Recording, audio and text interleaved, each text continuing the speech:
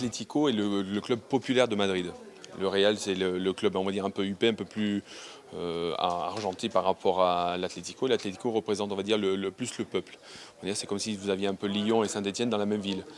Et cette année, on va dire, et ça fait quand même déjà 2-3 ans que l'Atlético est en train de vraiment monter en puissance. C'est un club en fait qui a l'image de son entraîneur. C'est Diego Simeone qui argentin, qui a cette fameuse grinta, qui en tant que joueur était comme ça, était un joueur de duel, qui avait un fort impact sur son groupe, un vrai leader.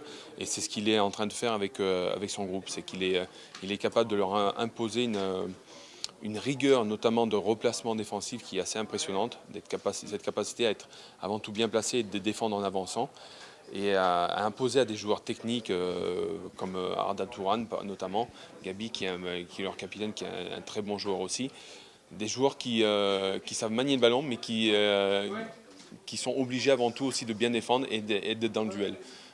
L'exemple pour moi le plus flagrant, c'est qu'à mon époque, je jouais avec Raúl Garcia, qui joue cette année en deuxième attaquant, on va dire, en soutien de Diego devant, et c'est Diego Costa, pardon.